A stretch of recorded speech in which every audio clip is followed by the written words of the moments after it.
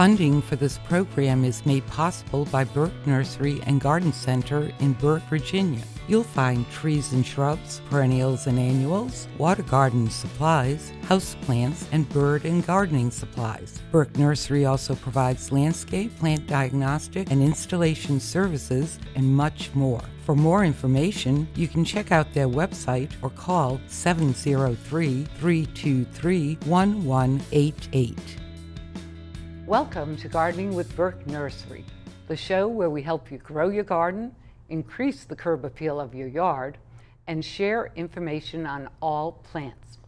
I'm your host, Misty Kuceris, the horticulturalist at Burke Nursery and Garden Center. Recently, I was walking around the nursery in the heat of the day, just thinking about the plants growing in our gardens. While many plants shrivel during periods of low rainfall, there are others that thrive in 90-degree weather and dry conditions. And that's when I realized you might be interested in learning more about sedums, plants that like it dry. Sedums are one of those variety of garden plants that a lot of people don't consider when developing a garden that can withstand dry conditions as well as the heat.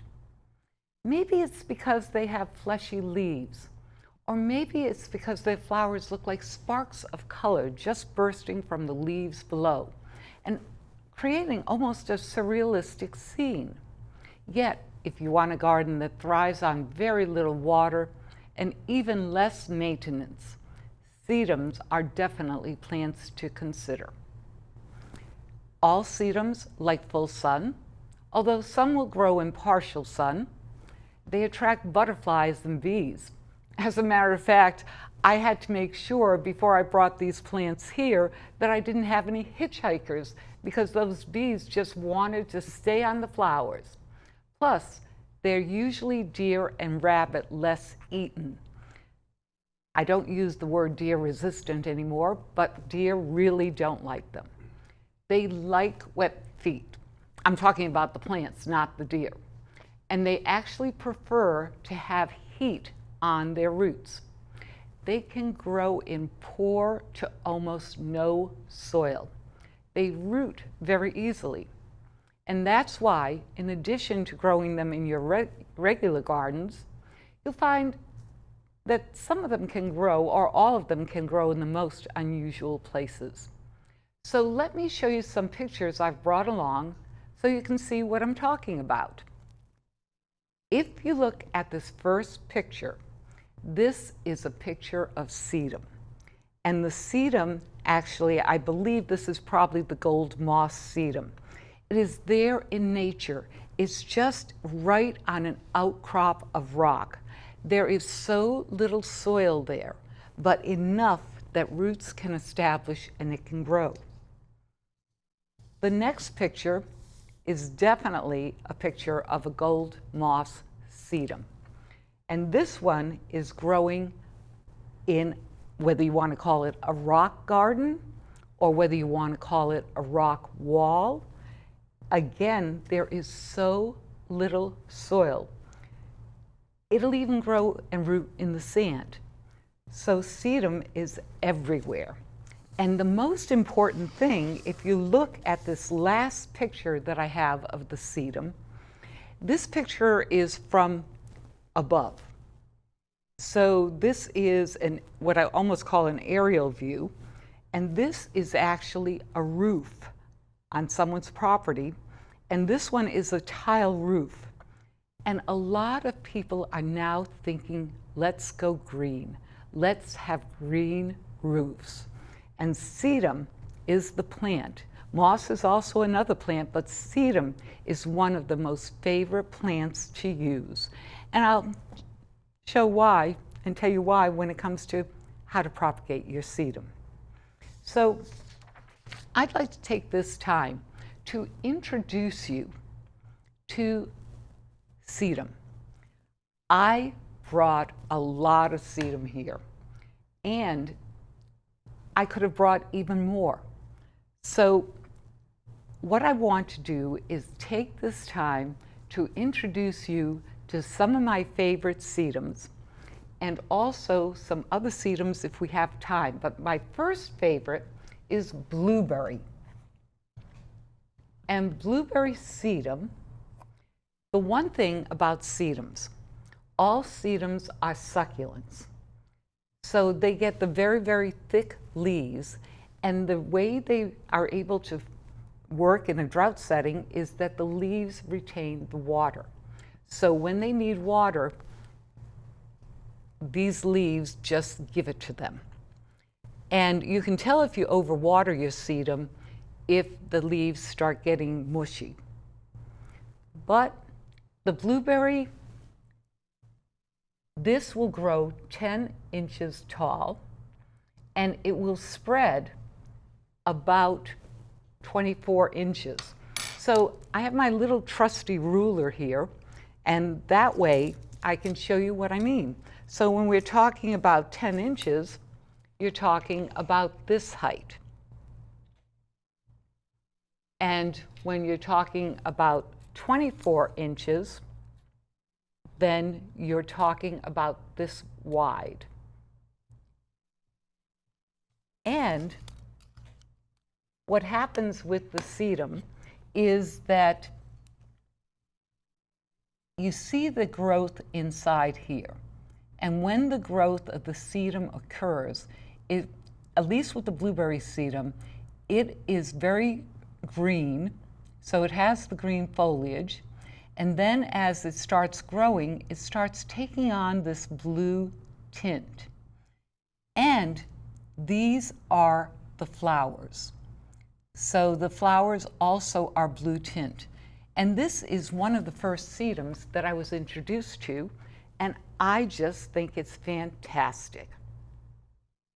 Now, one of the things that I want to talk about before I move on to my next favorite sedum is that sedum, a lot of people think of it as a house plant, but it actually grows in zones 3 through your warmer zones, and obviously it grows in zone 7, which is where we are. And a lot of people say, well, zone 3, what is zone 3? Well, zone 3 is Alaska, it's Maine, it's New Hampshire, and some of these sedums are evergreen, meaning they don't die back for the winter months, and some, they'll die back for the winter, but all of these are perennials. So my next favorite one is what I like to call a bold statement sedum. And this sedum is the Rock and Round series, and this one is pure joy. And just look at this. This sedum, believe it or not, gets 10 inches. So this sedum and the blueberry sedum get the same height, even though you can't tell it now in the pot that the blueberry sedum is in. But this pure joy, it has green leaves, and let me move this blueberry sedum out of the way. And it has the very, very green succulent leaves that you expect of sedum. And then it has the flowers. And the flowers are on top of all the succulent leaves, and they come out in clusters. These are the kind of sedums that I talk about where the flowers just sparkle and they burst out of the plant. And if you take a look at them, the actual flower is so small. And they tend to have usually maybe 4 or 5 petals. And they just keep flowering. And most sedums that I'll be showing you today actually are what I call summer to fall plants, because they start flowering in September and they will go into October. They may even go into November. And what I like about the Pure Joy, besides the name makes me smile, is that it is this clumping format. And you could put this towards the front of your garden if you want, and it'll look like you have some blooming shrubs. So from the street, people will drive by and they'll go, oh my word, I can't believe that this is blooming. and the fact that it blooms so late in the season, as do most sedums, this means that the butterflies, especially any butterflies that are traveling through and on their way to other parts of the country or the world, will have some pollinator plants that they can use to make sure they have the energy that they need.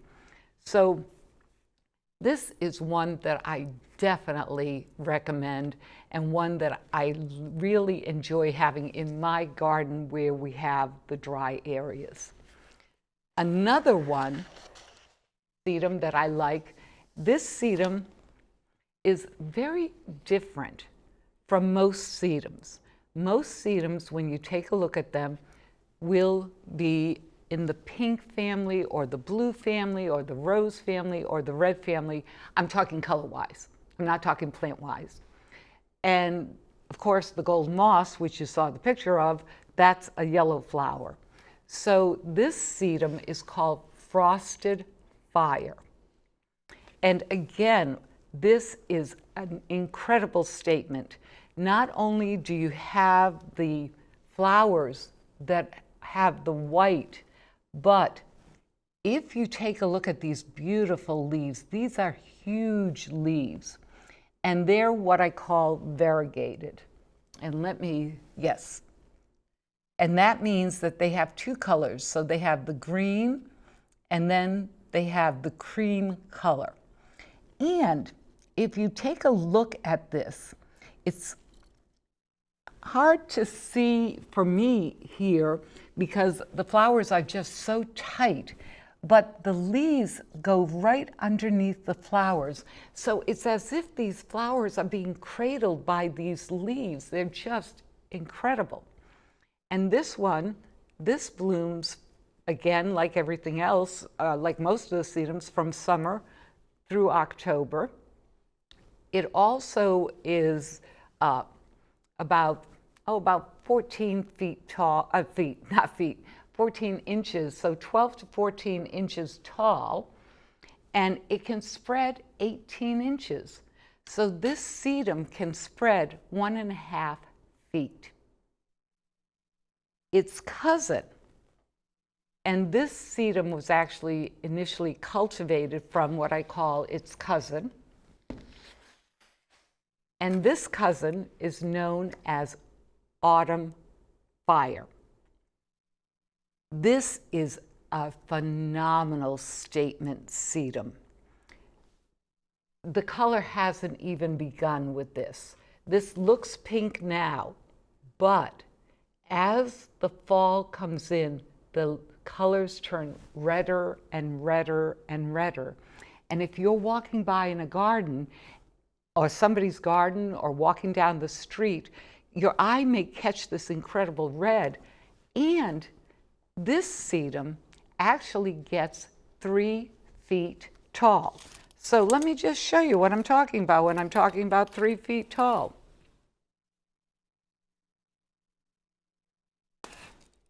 So if this sedum if this just were the ground, can you imagine having a sedum in the fall time with this beautiful color in your garden? This you could put towards the back of the garden, and then perhaps even have, as I mentioned, its cousin, the frosted fire, near it to give you that interest of the color. And the other thing is that colors, when you're looking at colors in a garden, your whites will always pop because that's what the eye sees as a light color, and they always come forward. Your darker colors always recede into the background, but they still give you that incredible, phenomenal interest. I talked about sedums actually being used for green roofs. And one of the sedums that's very popular for the green roof is the gold moss sedum. This one may be 3 inches, maybe 6 inches, and it spreads 2 feet. So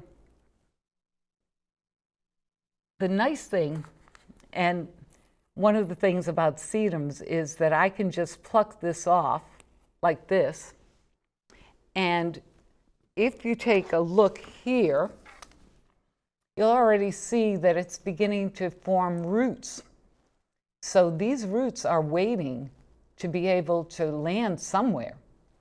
And if I wanted to put this up on my roof and I threw this up on my roof, and that roof had some minor dirt on it, minor silt on it, this would just immediately seed in that area. And we can't tell now because this is one of the sedums that actually flowers in the springtime. So I don't have the flowers, but I did have the picture of it. So it is this bright, bright, bright yellow. Now, another sedum that has a lot of that deep red, that deep blue interest is called the cherry tart sedum. This one is really a big, big, huge creeper. And it may be, because it depends on our winters here in Virginia, sometimes this will actually stay evergreen in Virginia. It'll definitely stay evergreen in the milder climates like North Carolina, South Carolina. And then in your in your colder climates, like I said, zone 3, which is like Maine or New Hampshire, it may die back. But the one thing with the cherry tart or any of your sedums that you find are evergreen or semi-evergreen, they don't mind the cold. The cold is fine. What they do mind is the snow. That they don't like at all. So if you have any sedum in your garden that's evergreen or semi-evergreen, if you hear it's going to snow, just cover it with a frost cover that you can purchase at any local store that sells your gardening supplies. And it's called frost covering. And the purpose of that covering is to prevent the snow from staying on top, because sedum, being a drought plant, doesn't like a lot of moisture. And the snow, especially as it melts, can give it too much moisture, and then all the succulent leaves get mushy, and you may have fungal infection, and you may have some dieback. But again, like with your other sedum, if you take a look at this sedum, it looks very, very, very sparse because of how it just is crawling out. I mean, this cherry tart just really wants to grow and just grow out. But inside here are a lot of small green leaves.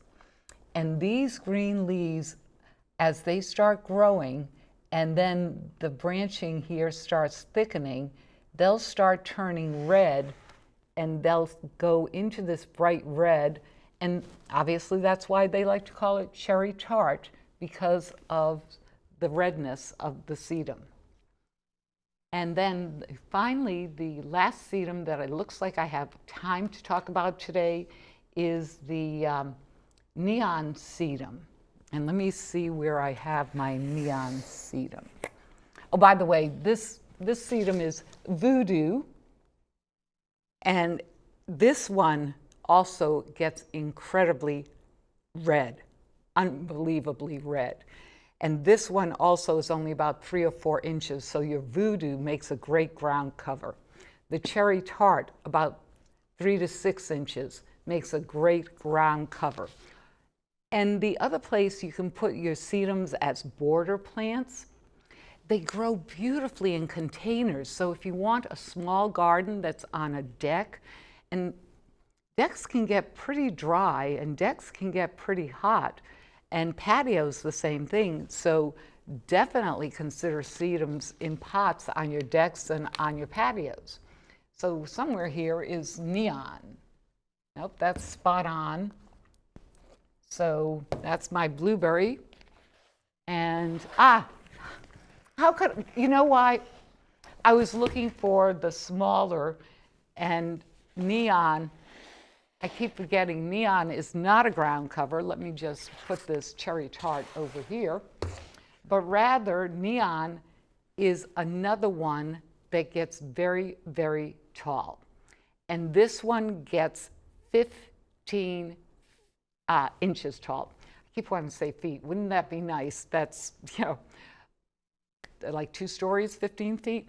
No, this is 15 inches tall. It doesn't, I'm sorry, it's 24 inches, 2 feet tall. It doesn't spread as wide, so it only spreads 15 inches. So it's twice the height, basically, of the width.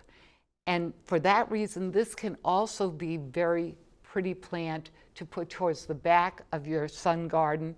Or if you want to put it in a container, you could put it in the center of the container, and you could take some of these, like the blueberry, and put the blueberry on the edge so that that's cascading over the container. And the flowers on this neon, this is only now starting to come into flower, and the flowers are this beautiful neon purple. And this neon glows. This really glows in the sun. So neon to me is a very nice name for this. And the leaves are very, very large, succulent leaves. Well, the good news is I have time to discuss one more sedum. And this sedum is an evergreen sedum. And again, that means that it will be green throughout the winter months, especially in our region here in zone 7A, as well as obviously 7B and zone 8. And this had a little red in there from a different flower that I was transporting for a different show. But this one will actually get very, very deep color. And this is also one of those sedums that tends to bloom at a different time period, where I mentioned most of the sedums will bloom from summer, September, late summer through October. This one actually is a spring to a summer blooming sedum, and it's also a ground cover. So it only gets about 4 inches tall, and this one may be a little more difficult in a pot because it gets 2 feet wide. But if you have an area, especially since it's evergreen, if you have an area in your garden where you want this flow with the garden, and you want the person to kind of feel like they're seeing a mat in an area that normally is too dry to have any greenery, definitely consider the Spot On Deep Rose ground cover sedum.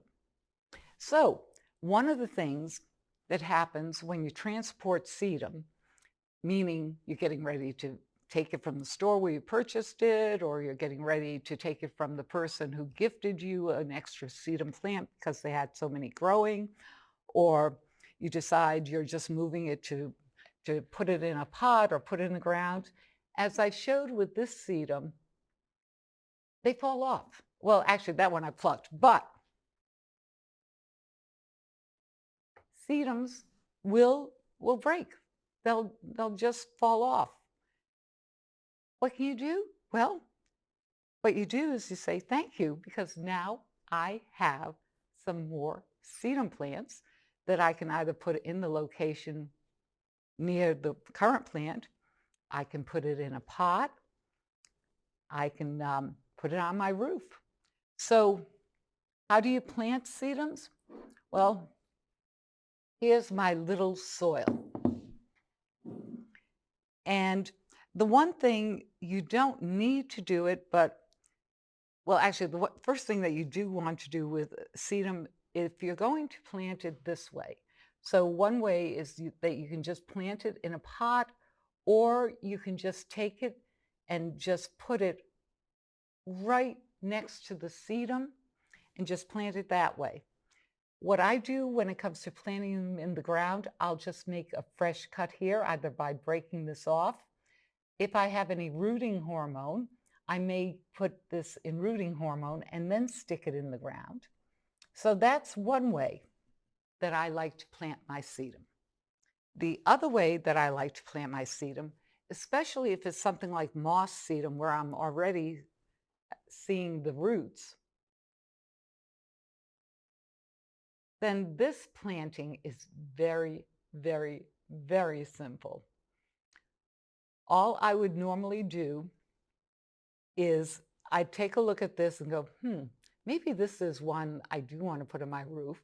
And if that's the case, I literally would just stand, toss it over, and see if it lands on the roof. Or if I want to plant it in the ground, all I have to do is just drop it. And what will happen is those roots will find their way. So it's not anything that you need to spend a lot of energy or a lot of concern. Basically, I have found sedum to be an amazing plant.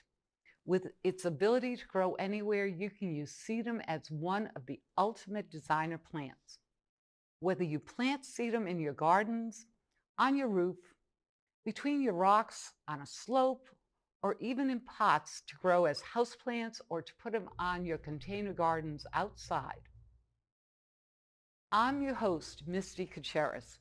If you have any plant or gardening questions, contact me at misty@burkenursery.com. I'd like to thank you for spending your time with me here at Gardening with Burke Nursery. I'm looking forward to helping you grow your garden. Funding for this program is made possible by Burke Nursery and Garden Center in Burke, Virginia. You'll find trees and shrubs, perennials and annuals, water garden supplies, houseplants, and bird and gardening supplies. Burke Nursery also provides landscape, plant diagnostic, and installation services, and much more. For more information, you can check out their website or call 703-323-1188.